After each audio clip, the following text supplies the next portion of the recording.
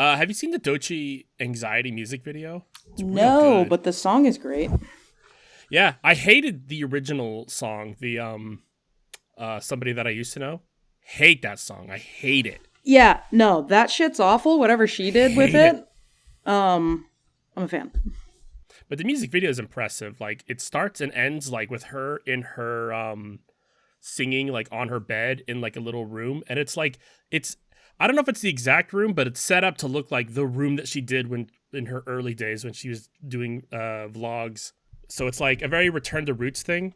Oh, that's kind of cool. Yeah, I started listening to Doechii when she was around the "Bitch, I'm in a Bathtub" video. Before she was cool. You're right, fact checker. I did listen to her before she was cool. I mean, she was always cool, but like no, you did talk to me successful. about Doechii like a long time ago. Like I think we were still at Staples. No, it was a little bit after that.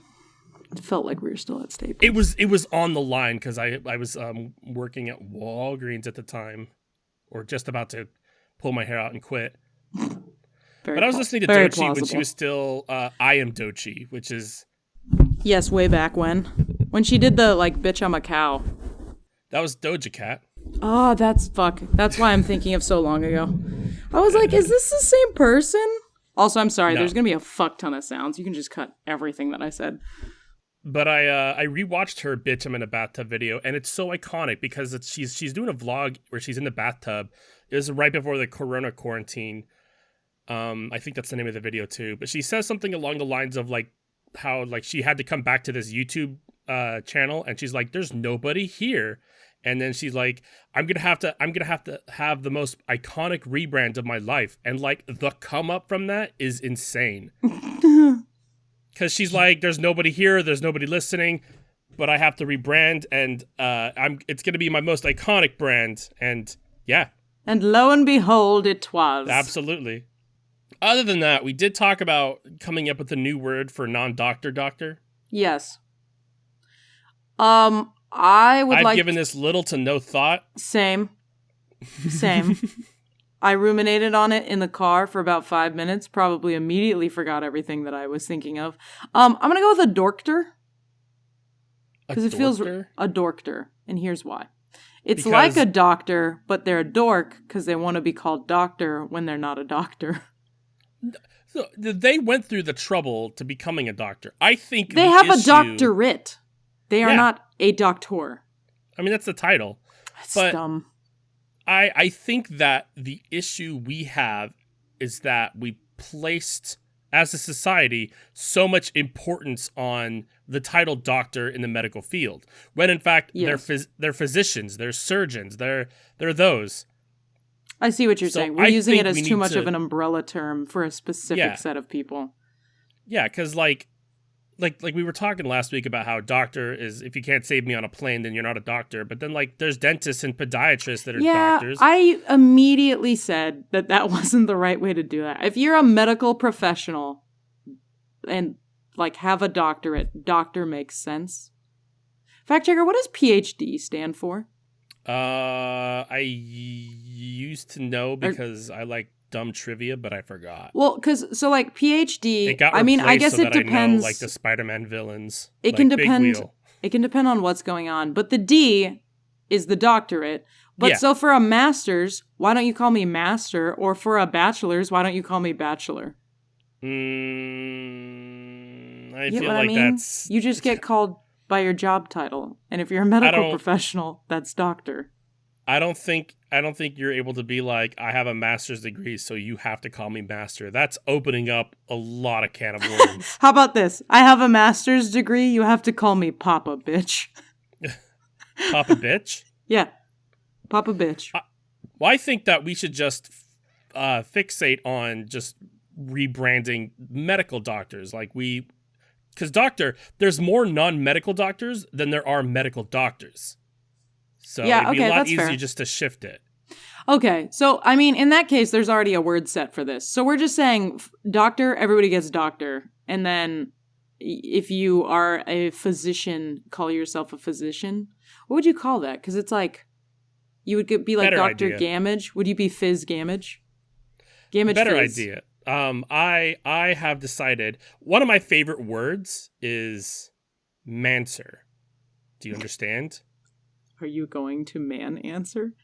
No, it's I mean asking you, do you understand implies mansplaining.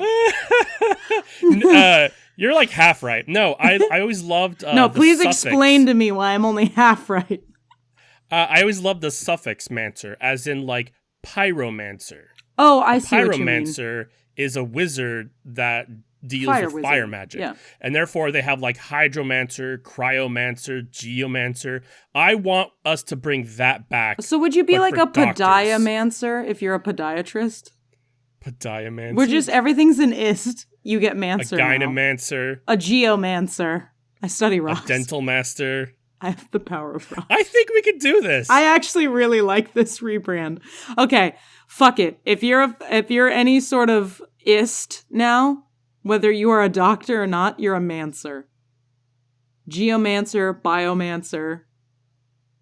What are some like really long? Anthromancer. But it has to be specific to what kind of doctor are you. Like you can't be just like a general doctor. Like if you are a physician, then you're like a physician master, physimaster. Well, physimaster. Well, what if you're a, oh my god, anesthesia master, anesthesiologist? Anesthesia master. It's I'm trying to like picture the word because it's a complicated word that like I've said a bunch of times, but like it's anesthetician. Oh, anesthetician. Yeah. Anestemancer? Either way, it sounds like I'm sneezing. What are other types of doctors? Surgeon. Cancer-mancer. No, we can just stick with oncolomancer. Oncolomancer.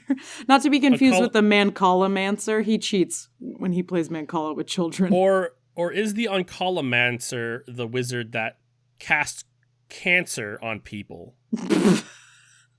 I'm getting him confused. This is starting to get messy. It's both.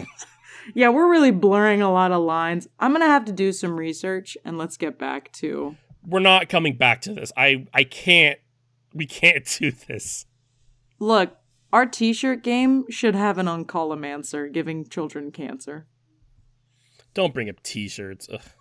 I love stupid t-shirt ideas. I will bring up t-shirts so often, Gamage.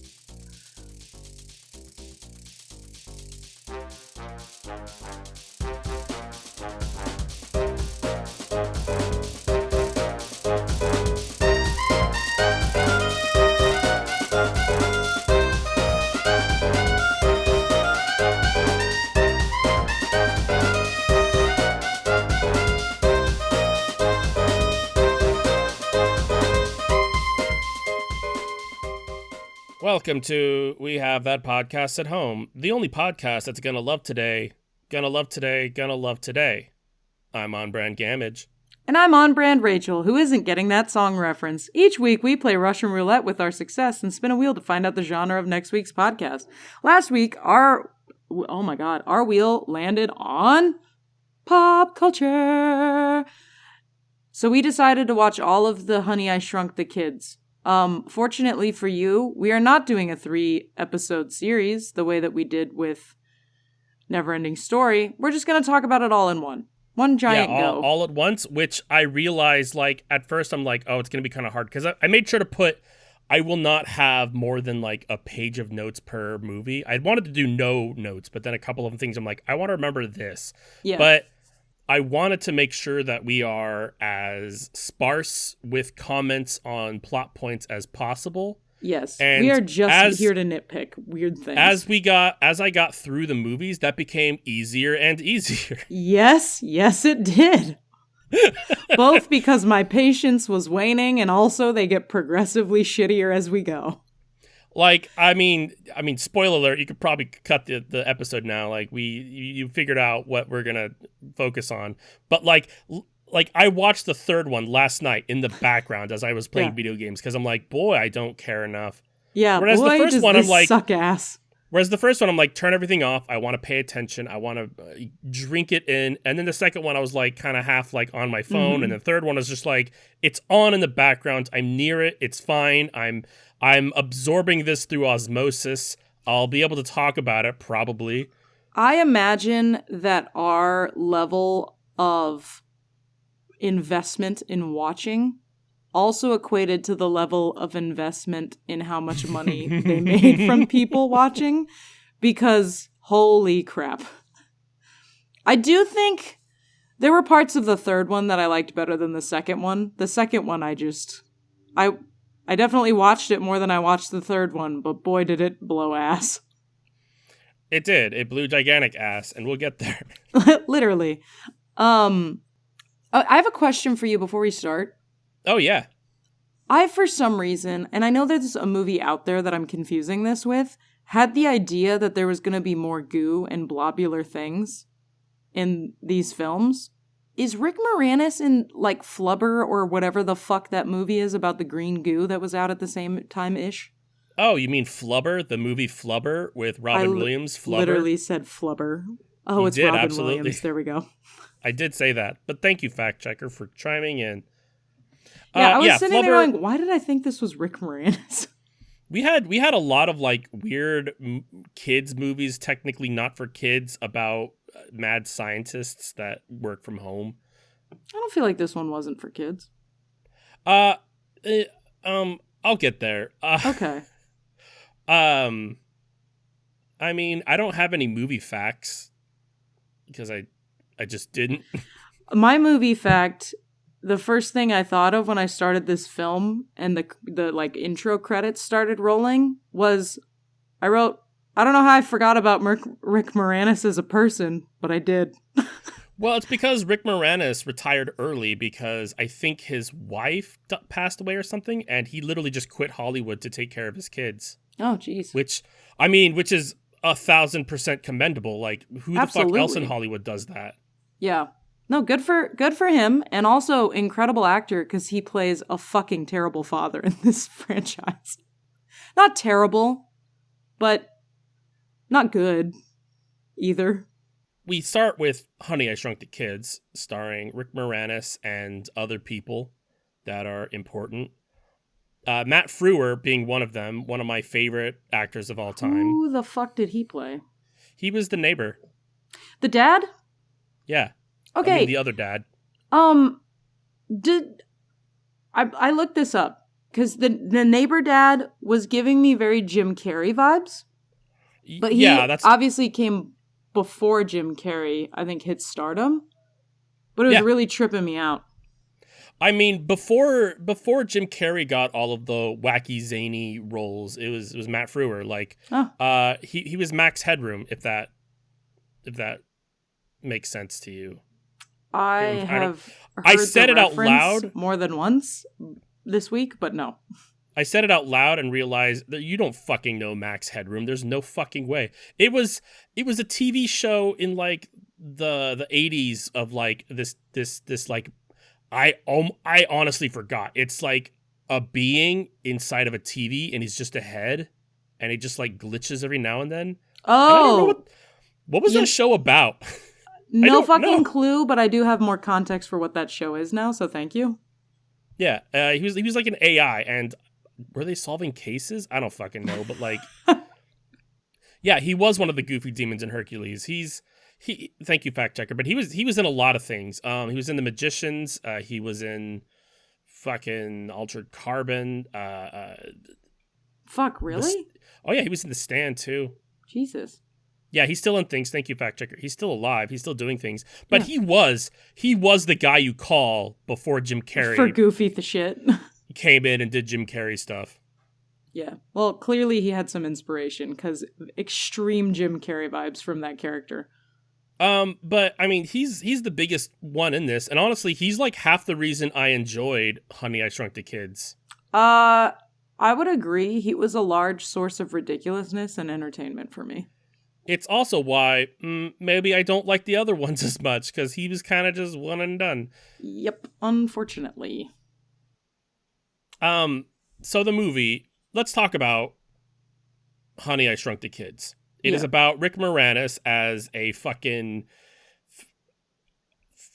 scientist. He's like a failed scientist, though, right? He's like trying to like sell his ideas and like like I said, I'm working off of like no notes, so I remember that Rick Moranis is like trying to sell his ideas to other scientists, and I remember that they were like bullying him. So he's the nerdiest nerd in the world if he's being bullied by other nerds. Yeah, pretty much. Yeah. And they live next to a family that, it's weird. They don't look like the jockey outdoorsy type, but they are, I guess, because like they're like going camping, and the smallest one is playing baseball, and he tries to get the kid, the neighbor kid, into it.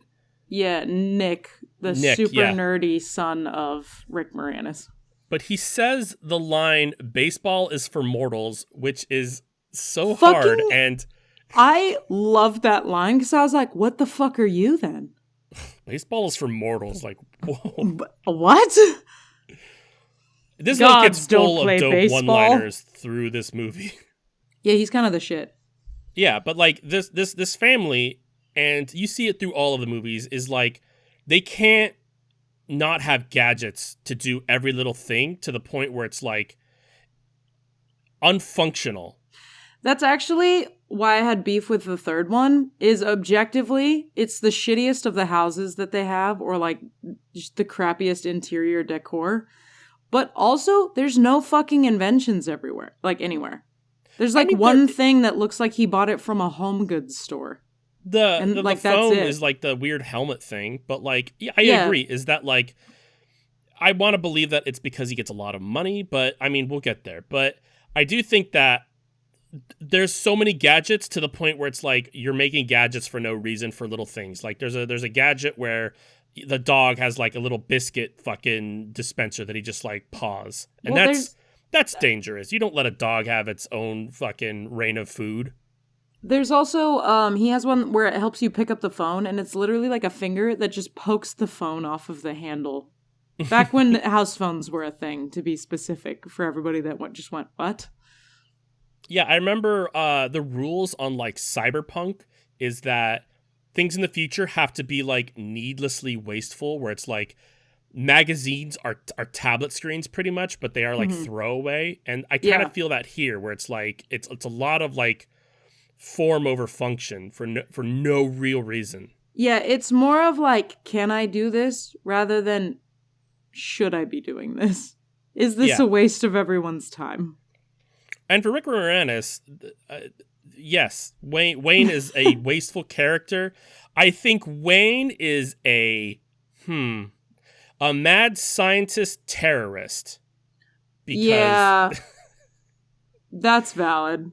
I don't know why. For sure, a domestic terrorist. Absolutely. I don't know what else you would call that. Well, no. Actually, I rescind that, because a terrorist does things with an ideal in mind, like a political gain, where it's like I'm holding hostages because infidels, America, I don't know, but like Wayne's character's not doing that. He's doing it just because, which is worse. That's a psychopath.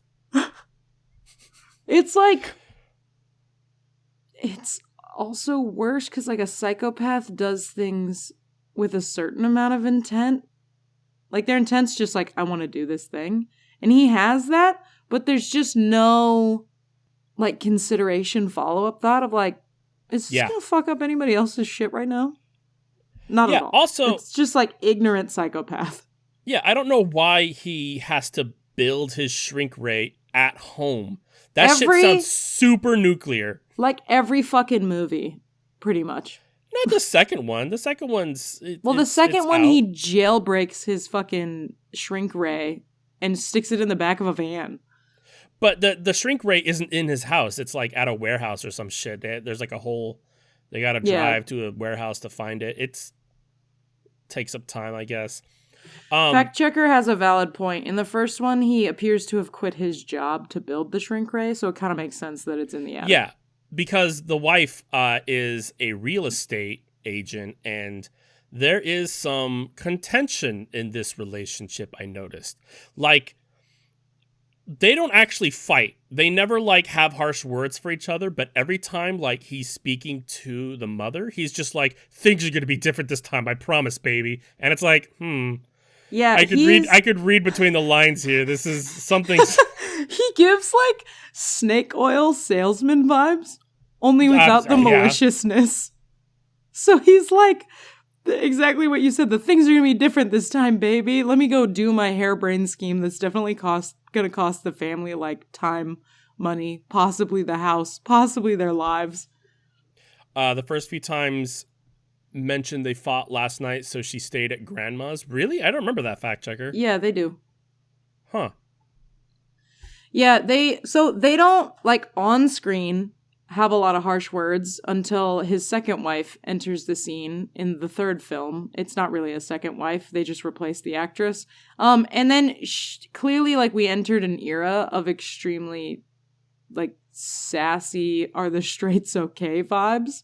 Oh yeah, man. Because they go from like in every movie he does the it's gonna be better this time, but in the first two movies she's clearly like very into the fact that he's smart and is like, I trust you, babe. You know, we'll get the kids back with your invention, whatever. And then in the third one, she just thinks he's the dumbest piece of shit. I mean, we'll get there, but like, yeah. Focusing on the first movie is that Rick Moranis built a shrink ray. I keep calling him that. He's Wayne. Wayne built a shrink ray. No, Rick Moranis did this in his attic and then was like, Yeah. let's make a film about it. And then, because the kid next door is playing baseball, the baseball flies into the window, hits the shrink ray, and then, like, it starts malfunctioning. And then the kids are all like, what? And then they go up, and then they shrink. They're small. Now they have to fight spiders. Correction, there's actually no spiders in this movie. Yes, I know. I was stunned that there weren't any. But there is, they do fight a scorpion, and that's fucking crazy. I've never seen a scorpion in my yard in my life. Like, where does this take place? That's exactly what I wanted to know, is what the fuck is the locale of your address? Because you have a grassy, moist yard, and there's scorpions afoot? I know, man. What the fuck? I'll be careful in the backyard. There's scorpions out there. What? Yeah, what? If we were in fucking Arizona and it's the Dust Bowl, like, I'd get it. The second one does we do know where the second one takes place, but in the first one we don't know. What? Where are they in the second one? Las Vegas. Oh fuck, you're right, because they're on the Vegas Strip. Yeah, no, you're right. That also makes sense with the scenery. So anyway, they shrink down and they're like trying to get Wayne's attention, but Wayne is for a second there it looked like he was gonna figure it out because he like looked at the baseball and the shrink ray and like he's like his gears are turning and then he's like, whatever, and then just like sweeps the kids up into a bag and throws it in the trash like across the lawn. So the plot of this movie is that the kids are trying to get back to the house to get Wayne's attention so that they could grow back up to big strong boys and a girl. There's a girl. And also, if you ever wanted to live this out, go play Grounded. That video game slaps. Yes, Rachel doesn't actually have any experience with this game. I have such minimal experience, and I love it still. Brittany and I 100% of that game. We 100%, we have the secret ending, all of it. We destroyed that game. I'm so jealous. It's funny because you're actually a part of that save file. At any time, you could boot it up, play that world, and get the 100% ending too. Yeah, true facts. But I want to earn it. Yeah, Grounded is like my favorite type of like sandboxy crafty game. Like Return to Moria is kind of close too, where it's like it's less like sandbox, like do whatever, man. But there's like an actual story. There's actually like locations to go to, things to unlock. Mexico City 100% has scorpions. It takes place in Mexico City. Okay, so yeah, Arizona. No, shit. Okay, makes sense then. Wait, Mexico City is in Arizona, right? Or is it in New Mexico? I don't actually know. I don't care. Ask questions. Brittany, don't worry about it. So apparently, they're trying to wade through this lawn, and they get terrorized by like they call it a bee, but it's like it looks like a fly. By the way, the practical effects in this movie, incredible. Yeah. Okay. Hold on. Yeah. Before you like trailblaze through the storyline and shit. There's a small dumb bullshit thing you want to focus on? No, it's not small or dumb or bullshit. Okay. It's actually quite large and cool and All right. interesting. Fuck you. Of course. I agree. No. When they get shrunk, the effort that they put into the set design and item design absolutely. and the way that they did like the angles on the room, so fucking good. Yeah, because they're in an attic. They're in an attic with wood floors, and like when they shrink down, the set is like very large wood grain. They go hog wild on it. Well, and I like that they include that there's gaps between the pieces of wood also. So they like have to jump the gaps or crawl into them, and there's dust like all up inside. It's just really, really good. They do such an exceptional fucking job, and they never circle back to that level of detail, which is, I get it, third movie in the franchise, but unfortunate.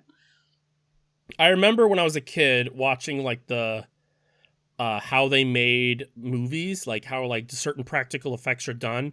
And I remember watching those a lot. And I remember my interest in all of that died around the time when they were like, oh, look at how we did Lilo and Stitch. Look at this digital thing. And I'm like, I don't care about CG.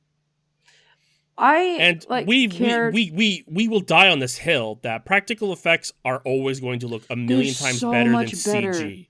There are definitely movies that have like CG is interesting. I get why we were like suddenly excited to play with it.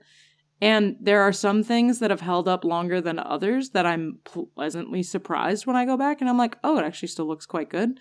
But holy crap, you watch Jurassic Park now? Looks fucking awesome. Because they just built a bunch of mechanical fucking dinosaurs. Yeah, there's CG for a little bit. In the first one? I think the T-Rex chase scene is CG. Very possible, but don't quote me. Like anytime they do close-ups, they're big mechanical like fucking creatures. Like the like sick Triceratops or the T-Rex like eating down on the car. All of that is practical. It's so good. It's so practical. You don't even know how practical it is. Anyway, so this is definitely so well done that it is the direct inspiration for Grounded. By the way, in Grounded, it is like very colorful. It looks just like the set of Honey, I Shrunk the Kids. You're even playing as kids who were shrunk down. So like it's very family friendly. Don't play if you have arachnophobia even a little bit. No, because it's creepy. They have an arachnophobia mode where all of the giant spiders turn into like circle blobs, equally as creepy. Like I'm looking at them like, that's a spider. I know it's a spider. It's not okay. Yeah, it's just like a hiding spider now, which I don't like the idea of. Exactly. I do really I feel like Lethal Company found the perfect way to do the arachnophobia mode. It's literally balloons that say spider. Yeah, actually. And that's so ideal because you hear the scuttling and you turn around and it's fucking balloons. I think it still has pincers though, which is kind of funny. Like the little mouth ones. So going back to there's a fly. They basically, one of them gets like into a big flower full of pollen, and then like a bee comes down to like get the pollen, but he looks just like a fly, whatever. But I will note that in earlier versions of the script, there were 5 kids, and one is supposed to die during the sprinkler scene, like right after this. Is this why you said this isn't family friendly? No, I mean, it was supposed to be R-rated. Okay, it's all family friendly, but like I have qualms at the third one, and I'll get there when we get there. The third one gets questionable. I thought you had. Hey, are you yawning? Maybe finish that. Sorry. The third one gets questionable, but the first 2 are fine. Yeah. There's a scene that I had an issue with. I made sure to like write down like, okay, I want to talk about this. It's the scene with the ant that they name Auntie. Yes. There's like a bucking scene where they're like trying to corral the ant with like Western music playing to like, and it's so misleading to how terrifying of a circumstance that is. I've read enough Animorphs to know that any interactions with ants is only ever a bad time. In every single book, there's a line that says, never morph ants, never again. Every book says that. Why? Because like... What happens?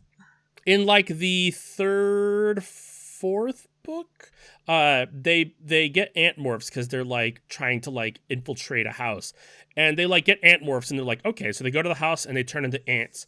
But they don't realize that they are foreign ants on foreign ant territory. Oh, and they are, I see. So they're like going underground, and they immediately get swarmed upon by like enemy ants, and they literally cut them in half and rip them apart. Like they're like talking about like my limbs are being torn off, and like the light is fading. I'm trying to remember my father's name, and then they're like they have to like they're like we have to morph back, because like when you morph you like regrow limbs and shit, because it's like DNA restructuring. That's haunting. Yeah, so like he like morphs back, and he's like and he basically bursts out of the ground, and then he's like, what the fuck?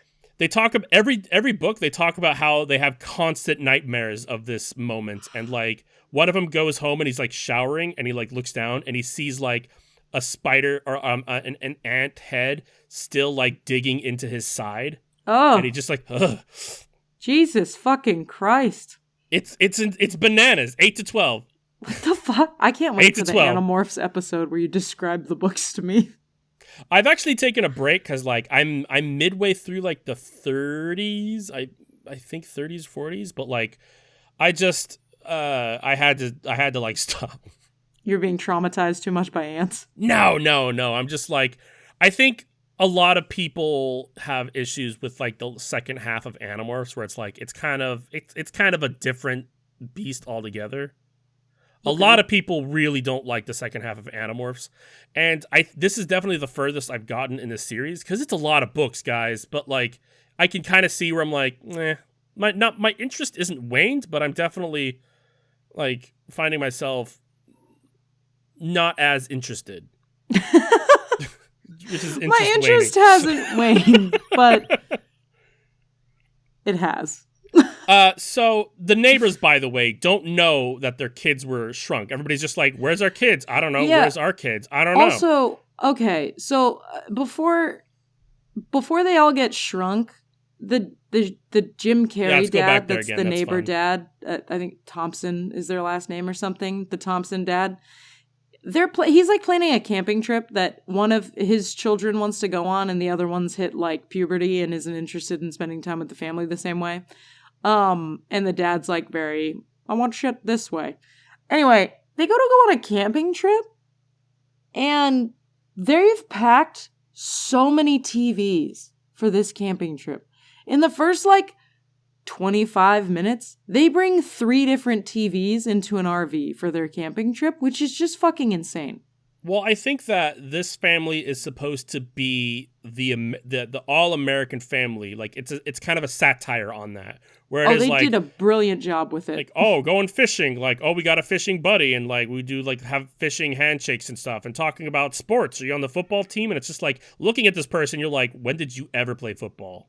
Yeah. You look like you're a cartoon brought to life. You're not, which is a compliment. He's fantastic at it, but especially when you do weights, when you try to curl weights. Yeah, it's but so like it's all TV, all RVs, all fishing trips. Like this is the American family. They're supposed to contrast the Slazinskis. I forget what the fuck they're called. Wayne's family, who were like, they're the weird ones. They're like, we do science, we don't do sports, and we're not mortals, therefore we don't play baseball. We're immortal. There is a scene where Russ is like smoking a cigarette, which he's not supposed to be doing. He throws the cigarette into the other lawn, and the kids are near it. Is that the dad's name? Russ, yeah. Oh, but yeah, because there's 2 Russells. Sorry.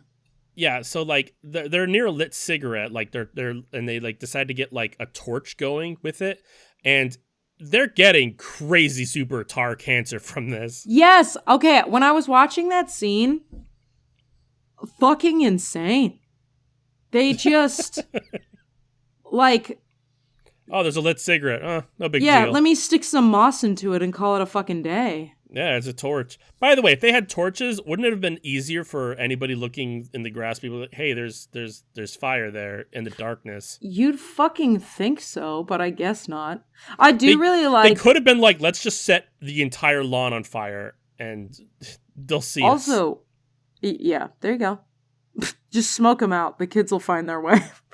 But they decide, no, let's find the giant oatmeal cookie and use that to corral the ant to take us to the house. Yeah, wild fucking scene. I do also really like, so this is what the kids are going through. The dad at some point fucking Sherlock Holmes his ass into figuring out that the kids are small. And when his wife gets home, he says, and I was kind of pissed about this, "Dear, I have downsized the children." And I was like, did you guys just look up synonyms for every word in the sentence, "Honey, I've shrunk the kids"? It might have been a Ghostbuster thing where like they were unsure about the title of the movie when filming it. That's why at that one scene where the car is like driving down, there's a big crowd in the way, so you don't actually see the Ghostbuster logo because it technically isn't there yet No, because they still haven't decided the name. It's like that. They do the same thing in the second one, where I don't even think he says it at all in the third one, but in the second one, I don't know why he would say downsize. Or even shrunk. Well, no. Yeah, actually, in the second one, he literally says the line, "I've shrunk the kids." We'll get there. Oh, yeah. We might get there. We're taking a long time to get through this lawn, but hey, so are the kids. To get through this lawn. Yeah, dude, holy shit. The amount of time that they take to get through this lawn and the way that I feel like in multiple situations, they should have ended up in ended up in wildly different locations that felt further away from the house, but they were like only 2 more miles. Yeah. Also, yeah, no, that was just a wild experience. There's a scorpion. We talked about that. The scorpion like shows up and just stabs the ant, and the ant dies. I don't care. But they're fighting a scorpion, and I played Grounded, and I fought spiders. I fought the Broodmother. I fought black widows and an orchid mantis. So let me tell you that shit is pretty hard with weapons and armor and stuff made from like ants and shit that you find. These kids have fucking nothing. I don't know how they get away with this, with fending the scorpion off. Also, once they once they sort of do this fight scene with the scorpion, they just go back to this Lego that they're sleeping in. And I was like, that's where you saw him. Why are you going back to the same fucking spot? Oh, are you not going to bring up how they set up like little trippy traps around the Lego to like make sure if the scorpion comes, he's going to trip on these? I actually didn't notice that. It's hilarious. They like set up like sticks and twine that like would trip a normal man, but it's a giant scorpion. Okay, I have a question for you. Yeah. So, speaking of these trips and traps and things. So, we have Nick, part of the Zelinsky family, and he's like nerd smart. And then we have this kid, his name's like Ronald or something, and he's the shitty kid that hit the baseball through the window and started all this crap. And he's kind of a dick, but he's super like outdoorsy smart. So when they make friends with Auntie, they build like a whole carriage with like a saddle. And what are you getting at? Which child do you think built it? Probably one of the smart ones. I don't know, because they're smart. They're like super smart. I just mean like... He said baseball is for mortals. He has some knowledge of the dark. I don't know if he's crafty enough to take some leaves and be like, here's an ant saddle and a carriage. I mean, it's clear that the other two from the other house, they're outdoorsy. They've been to camp. They've been in the Boy Scouts, probably. They were probably able to bring together knowledge of, like, if we do this at this measurements, we could make a saddle, and then the other ones did the practical stuff. I just think it's an underrated... Like, I like that they included it. I thought it was kind of an underrated little tidbit. Because I thought the same thing, where I was like, they had to have done this together. There's no way. Yeah, I mean, the whole movie's about, like, oh, wow, we ain't so different, you and I, and coming together and teamwork and blah, blah, blah. Mm-hmm. Skipping ahead, though, that they get back to the house. Nick is almost eaten in a bowl of cereal because I forgot about that. Wayne's just like, they could be anywhere right now, and he's just like, rah, rah, rah, like gobbling this bowl of Cheerios, like aggressively. Yeah, and luckily also, he catches. I take so much umbrage with the whole time they're like, they could be anywhere on the grass, and then anytime they like eat shit or do weird crap on the grass, they fucking run around. Like, Yeah. the amount of people going into situations where you're like, they're really small. We don't want to step on them. Be extremely careful. And then they just fucking flop through life after that speech is insane. I mean, like it's fine, every character like, in the film. Like, this movie kind of exists outside of what would really happen with circumstances. Because Yes, they get of shrunken course. down. That doesn't actually happen.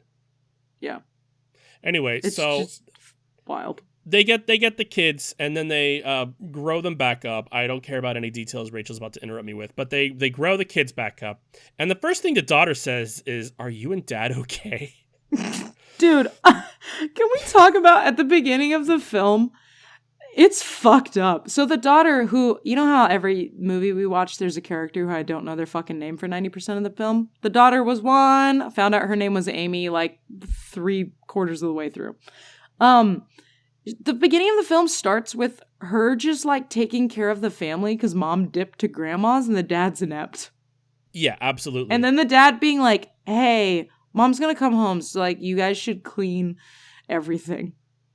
Actually, I've watched this with Ashley, and he goes and tells Nick, the small child who's like 8 in this film maybe, to go mow the lawn, and she goes, did he just ask a fetus to mow the lawn? Hey, you're you're using this as like a workaround to bring up dumb shit that we're not focusing on. So we end the movie. The movie's over. You laughed a little bit. It's fine. By the way, apparently the daughter and the mom, the actresses, are only like 2 years apart. What? Yeah. That's so wild. I want to point out that this movie ends. They're all like, "Wow, we're a big happy family." It ends with the neighbors and them. They're eating a turkey that they've blown up to be bigger.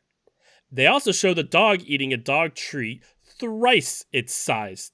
Not twice, but thrice. I didn't notice that at all. Absolutely, yeah. He's just gnawing on this giant fucking dog biscuit. So at this point, I'm like, so the economy is just broke now in this new world? What are we about to get into?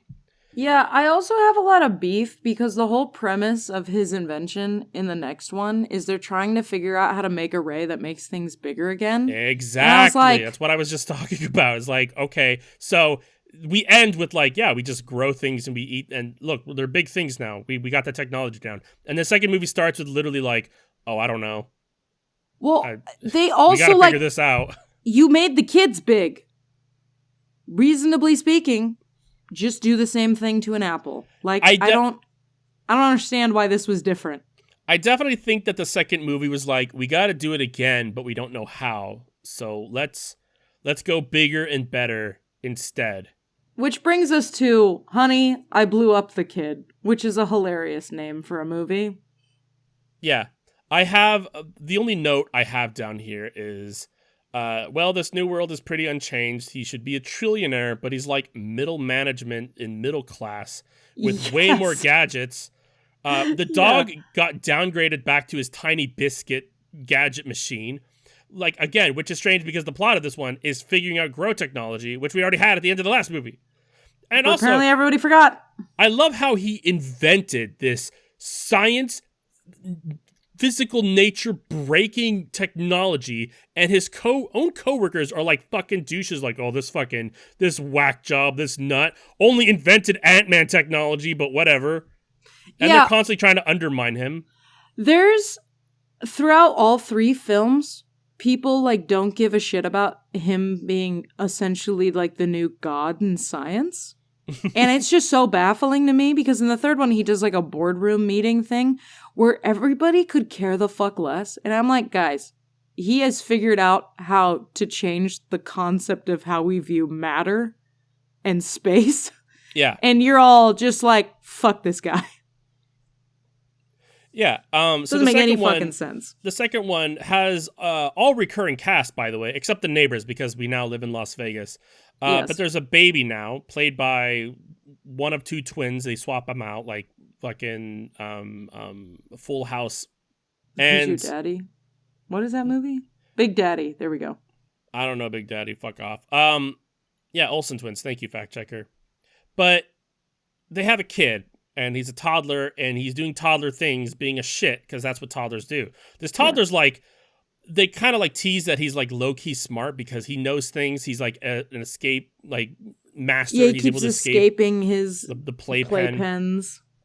So they're trying to figure out grow technology, and Wayne decides like, let's put a Coke bottle to like refract the laser, blah blah blah. But it works on the kid, and it doesn't work immediately because it's like absorbing electricity around it, and like he's growing more and more slowly but surely. And yeah, also I just don't understand. Like he brought the kid to the lab, and then the kid gets electrocuted with his bunny, and like his hair shoots all the way the fuck up. No one's fucking, like, remotely concerned about this child or noticed that he was hit with the ray, and I have a hard time believing that you wouldn't be looking at the thing that you were trying to enlarge. Well, we know that this guy's really good at science, and he sucks in every other... At fathering. Fucking function. Yeah, my resounding question that I'm left with throughout these 3 films is, how does he still have kids? I feel like CPS would have taken them away. I mean, they say a whole movie ago. They say in the 3rd movie that like the FDA banned Wayne from using the machine because he's literally a terrorist. I think at the end of this movie, also somebody actually mentions like the "we're taking your kids away" comment. Like it's crazy because like so the kid is big and he's getting bigger and it's wacky hijinks. I don't know how to explain it. It's like not as good as the first movie because there isn't no practical effects. It's full of practical effects. So they're using like kind of like the film magic of like making the kid look bigger. Like that there's that old movie with like the giant kid who's all like, "Get the fuck out of here." You know what I'm talking about? No. Let me see if I can pull it up. This movie. Okay, hold on. What the fuck? I want you to meet my colleague, Dr. Hamilton. And I'd like you to get the fuck out of here. It's all right. Get out of here. Get the fuck? I want you to get the fuck out of here.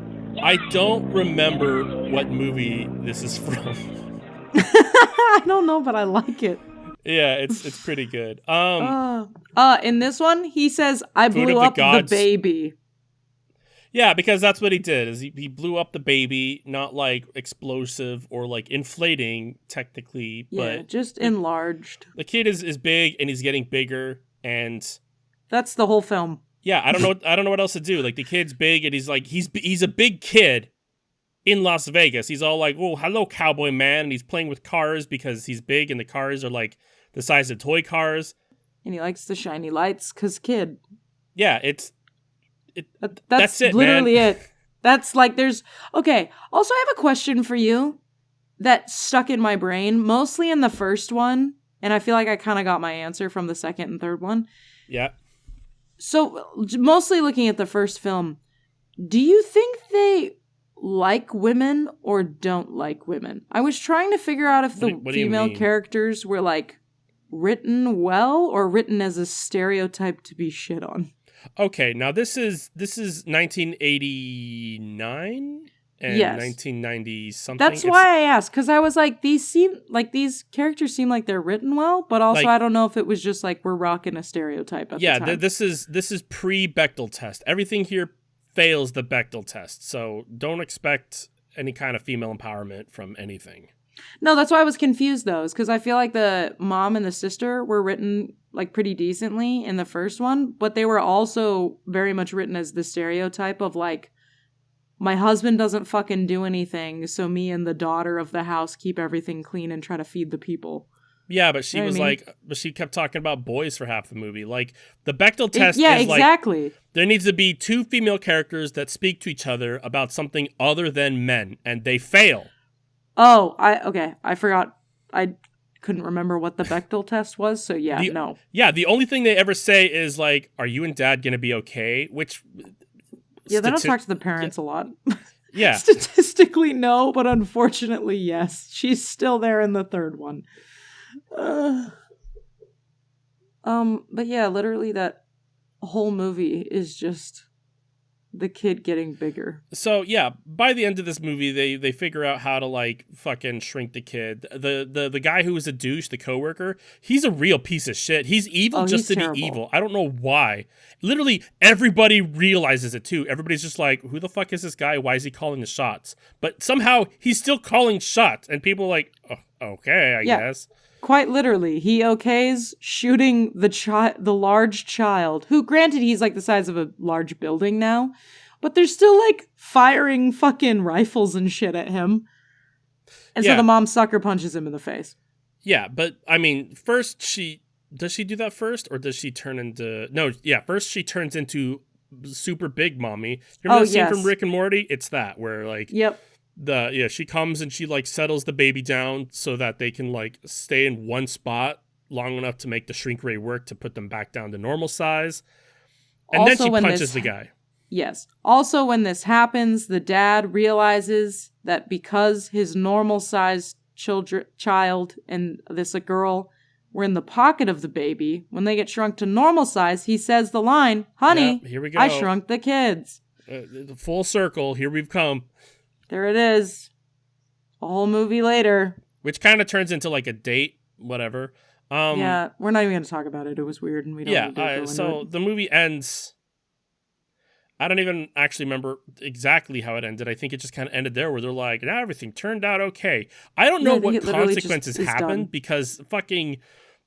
There's a lot of damage. Like, who pays for that? I imagine the CEO of the company, but it's insane. Yeah, there are a lot of unanswered questions. All right, we're in the third movie now, and I don't want to talk about it. Well, so the third movie starts out with pretty much the whole cast other than Rick Moranis has ditched this film. Yeah. They're all gone now. Nobody's part of anything. And then this one, I noticed the product placement is aggressive in this one. It was like that in the first two movies too. Was it? I mean, maybe it wasn't as obvious, but like there was definitely like things that were like out there, like Milk-Bone or the Adidas in the second movie was blown up.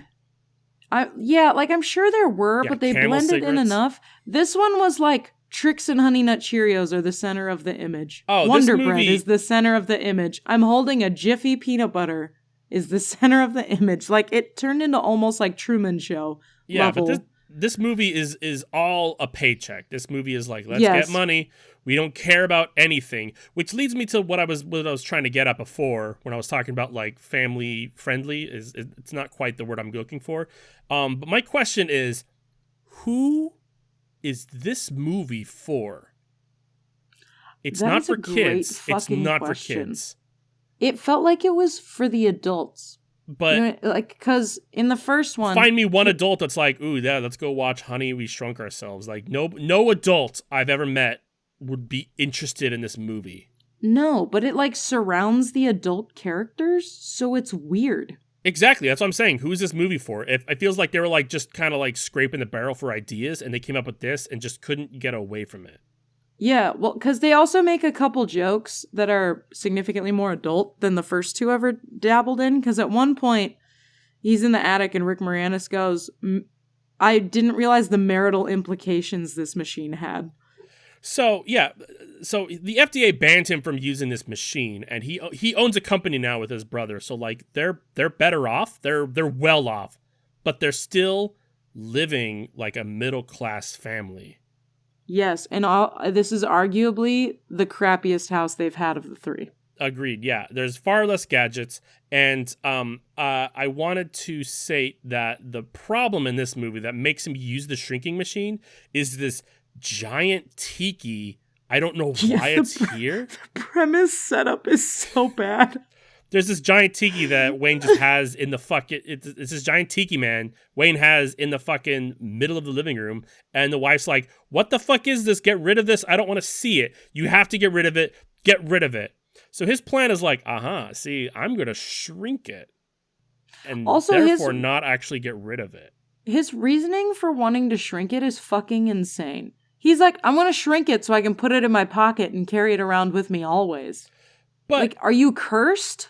Why do you need this tiki thing in your life? You're right, but I gotta say that, like, using the machine to just shrink the tiki and then being done with it, that's an early thing. The wife hates how big and fucking cumbersome it is, so like everybody wins by shrinking it. But no, it's a great solution.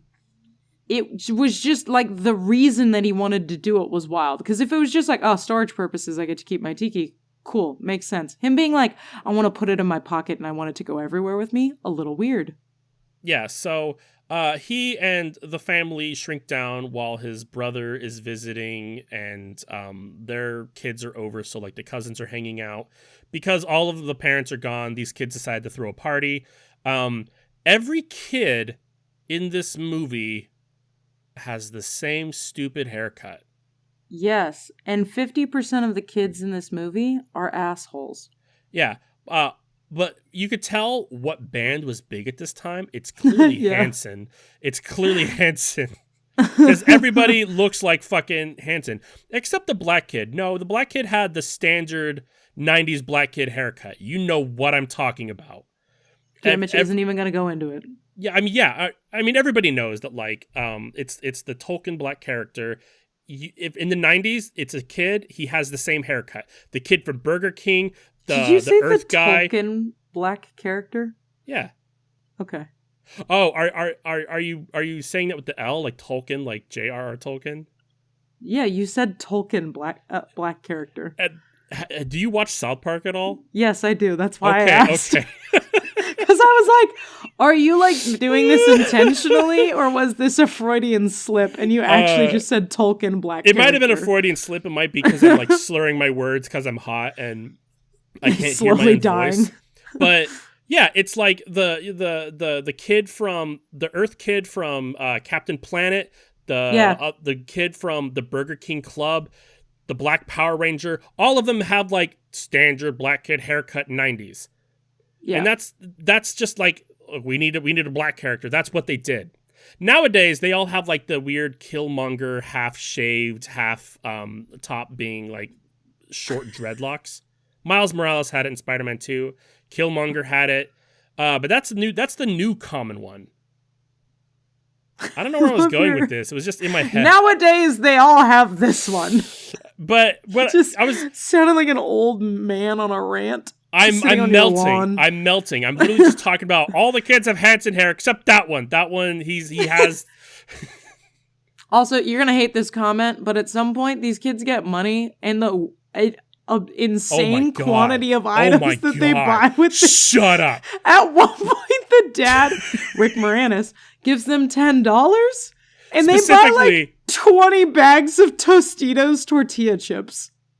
Specifically, like so many. He's like, oh, we need toothpicks. And they're like, send the kids out to get a box of toothpicks. And they're like, oh, yeah, okay. And he's like, how much are toothpicks? And they're like, I forget what they say. They're like $67 a box. $67. And he's like, here's a 10. They buy whatever you want after that. So they bought a box of fucking toothpicks. And then like 4 bags of like chili and hot dogs and chips, and I'm like, you cannot get a bag of Doritos and a box of toothpicks for under $10 now. Fuck off. No, but also I don't think you could get the quantity of fucking chili hot dog and Tostitos chips for $10 either.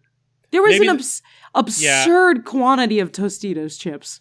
Yeah, even at the time, that is a lot. Like even at the time when they were like $2, maybe that would have still been a lot. You maybe could have pulled it off at the local corner store, but it's like a hard maybe. Super hard maybe. No, the corner store was always like double the price. It's always been that way. You're paying so they had a Walmart down the street, is what you're saying. This is pre-Walmart, I think. I don't think so. You're probably right. I don't actually care, though. We're like deep into the 90s.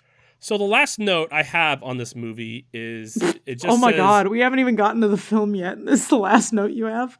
Yeah, the last note I have is bad CG roach. That's where my notes end because I did not care. Valid. After this point, I also they wrote turn small and they see a cockroach and it's like really awful CG and I'm like, done. I did it. There's my preparation for the week.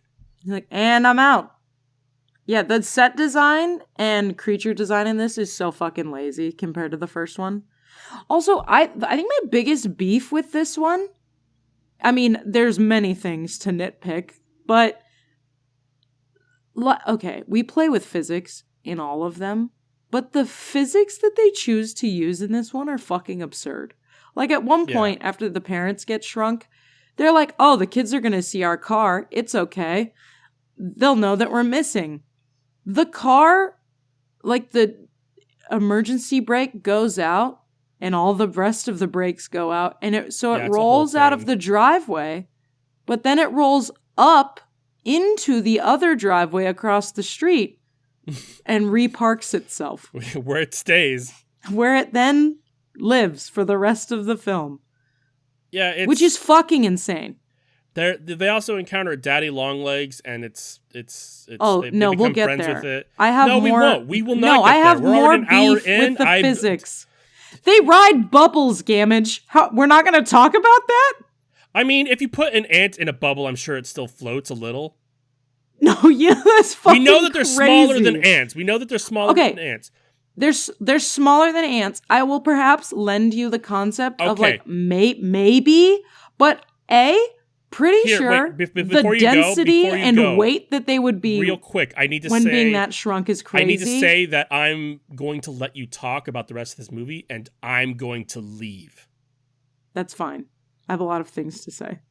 Okay, go. I'm pretty sure their fingers and knees and shit would have broken the surface tension of the bubble. But I don't know. Let's stick an ant in a bubble and we'll see what the fuck happens. So we're like 20 bags of Tostitos chips later, a stupid bubble ride.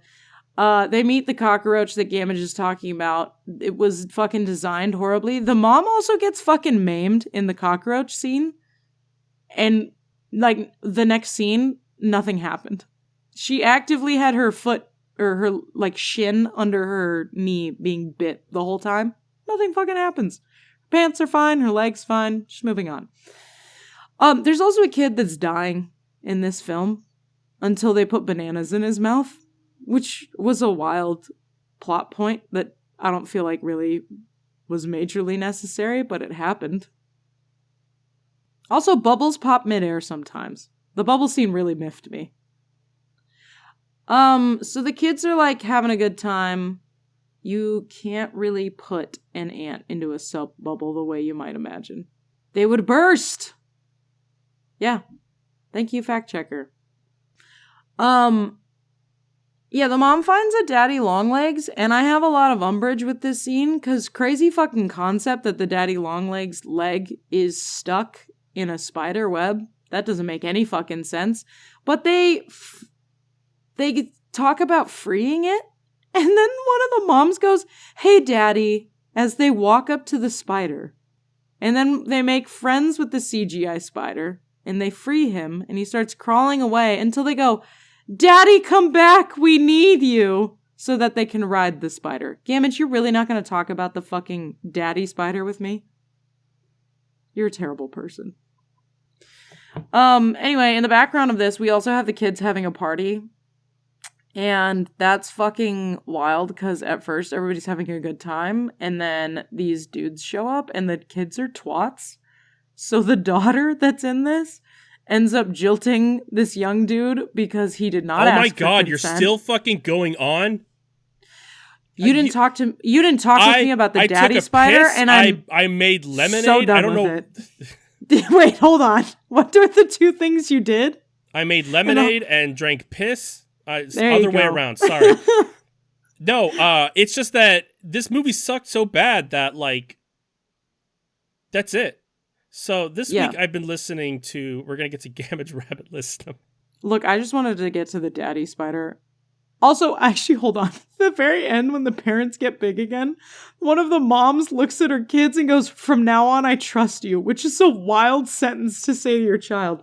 Never before in my life did I trust you. But now, one of the kids was Mila Kunis. Especially after they proved that they're not responsible by fucking having a party, making a giant chili volcano. Yeah. No, nothing other than the weird daddy comment and the stupid bubbles.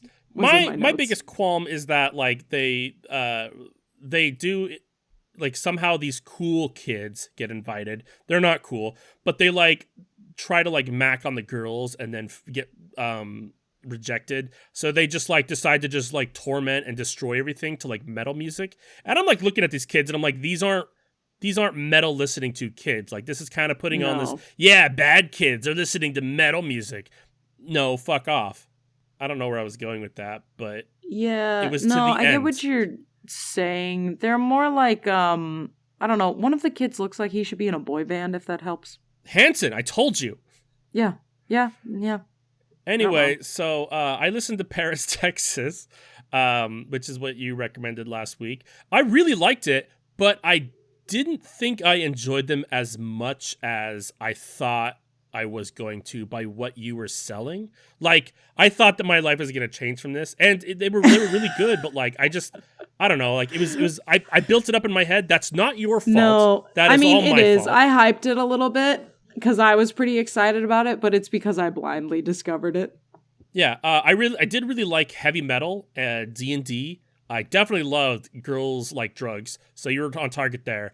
But like, I love their music videos because their music videos are very Adult Swim, but they clearly have never been on Adult Swim. Great recommendation. I wish I liked it more.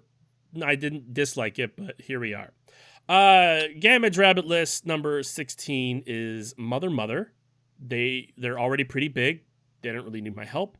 They're indie rock. They've been around for a bit. They're a good rock band. I recommend The Matrix, Mama Told Me, and Verbatim. Yeah, they do the song Hayloft. I'm sure you'd recognize it if you heard it. Song Hayloft? Hayloft 2, like I think is their... Hay?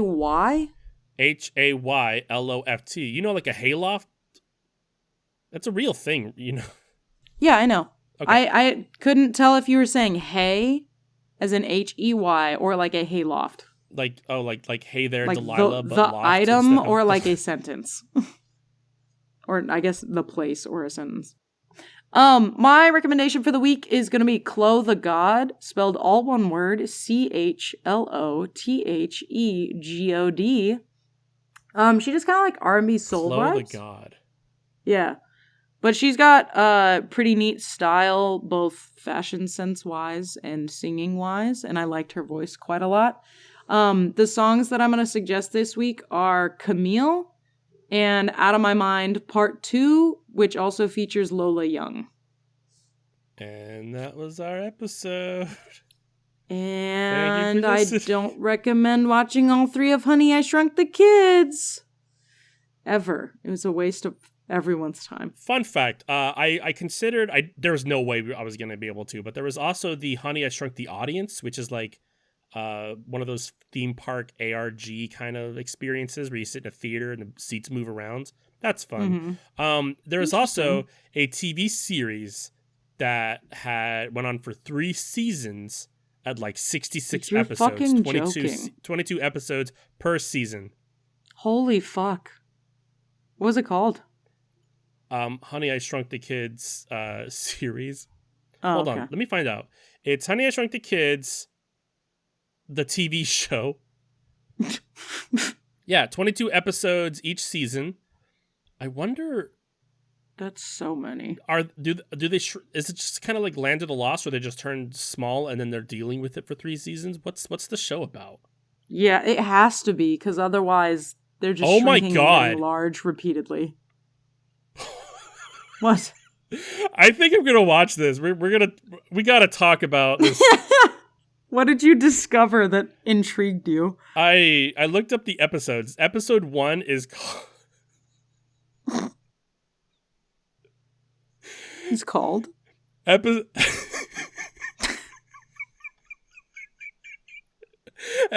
1 of the Honey, I Shrunk the Kids TV show is called Honey, We've Been Swallowed by Grandpa.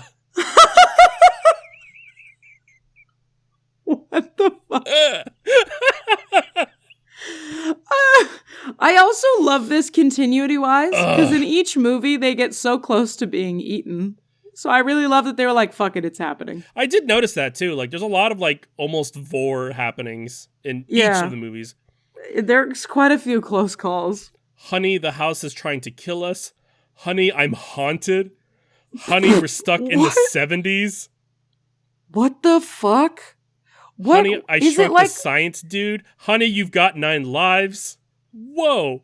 Is it just like he makes weird shenanigan inventions and it's them experiencing it each week? Honey, they're after me Lucky Charms. What? The fucking titles are so good. Then it takes a turn. Honey, I know what you're thinking. Honey, you're living in the past. We got depressed halfway through? Honey, I'm streaking. Honey, meet the barbarians. I like how our depression phase was very short. And then we went back to streaking. Honey, he's not abominable. He's just misunderstood. What the fuck? I want that to be a song. Honey, I'm dreaming, ... But am I? Oh my dear Lord. Honey, it's no fun being an illegal alien. This is the first season. Are the episode titles in season 2 as good? Honey, it's Quirkzilla. Honey, it's Doomsday. Honey, she's like a fish out of water. What the fuck? Honey, we're past tense. Okay. Did we die? Honey, I'm the king of the rocket guys. What? The fuck does that mean? I think we should watch this. Honey, there's a pox on our house. I like that one a lot. Honey, I'm going to teach you a lesson. Followed by, honey, it's the ghostest with the mostest. The ghostest with the most. Yeah, we might need to watch these. Third season, it looks like this stuff kind of tones down. Honey, name that tune. Honey, it's $1 billion brain. Honey, it takes two to Mambo. Honey, we're on TV. Honey, I'm kung fu so that we fighting. changed writers. But this should have been like season 1. Season 1, episode 1. Honey, we've been eaten by grandpa is what we're fucking out the gate. Yeah, they started high, and it's really hot. It's really hard to stay consistent or go up from there. And they did it for 2 seasons, so it's commendable. But they clearly lost it in the third. Honey, I'm the wrong arm of the law. Yeah, I like the that third one. season. The third season is very like almost boring. It's almost like they're like, whoa, we can't live up to Grandpa swallowed me, so let's tone it down. The writer died and his son took over, and he's really trying to live up to a legacy. Anyway, that was our show. Don't watch Honey, I Shrunk the Kids 3. Stick with the first one. 2, even 2's okay. Like if you ended up 2. You can skip 2. Just watch the first one. You get it. Watch the first one and go wow, and then go play Grounded and go wow, and then be done. Buy a lottery ticket and move to Florida. I don't know. Don't listen to me. I don't have good advice. Speaking of not listening to Gamage, thanks for listening to me and Gamage. If you liked what you heard, or you just fucking hate us, please like and subscribe on whatever your most favorite podcasting place is. If you want us to talk about a thing, you can email us at whtpah@gmail.com. You can also follow us on Instagram at all one word. We have that podcast at home. Learn how to spell. It'll help. Or you can find us at whtpah on Blue Sky. It's Whoopah on Blue Sky. I wanted to thank me for the use of our theme song. I Can Be Swing, I Can Be Swoon. It's off of the album Teeny Weeny Beanie Boonie, and it's available at Walmart. Walmart? Walmart, yes, that is correct, yes. Like Hayloft, spelled with an O. Loft is usually spelled with an O. That's not weird. Yeah, like Hayloft, spelled with an O. Oh, right, yes. Yeah, exactly. Yeah. You got it. You're correct. We're both correct. Proud of us. Next week we will be tackling the fine and beautiful art of statistically what? What are we doing? Stats, apparently. We could just do the whole next episode. We just label off statistics. 80% of men to 20% women or something. I don't remember the statistic because I don't believe in it. 80% of me doesn't want to be on this call anymore. We're doing comedy next week. 20% of me is even here to begin with. Oh no, I was saying statistically we'd have to have true crime by now or something. You'd fucking think so, but no. I mean, that's fine. We suck at true crime. We suck at movies. We suck... if you're here listening, you know that we just suck. Yeah. We watched 3 movies and, like, we decided to put in as much effort as they did the collection of this movie. We started out strong and fucking tumbled into nothing by the end. Dropped into zero. And in true us fashion, I have been immensely uninvested in putting in half-assed effort, and therefore on brand Rachel. And I have been putting way less effort than Rachel Gamage. And this has been We Have That Podcast at Home. Thanks for listening. Wait, it has not been We Have That Podcast at Home. What has it been? We Have That Podcast at Home. Wait, actually, Bye. Gamage, it's been Honey, We Have That Podcast at Home. Oh, Jesus. Is that the title? That's not the title. It's the title. Well, Honey, it's gotta be. Honey, I Shrunk Our Attention. Honey, I Shrunk Our Podcast. Honey, I Shrunk Our Capability to Care. Honey, I Shrunk My Will to Live. Okay, we're done.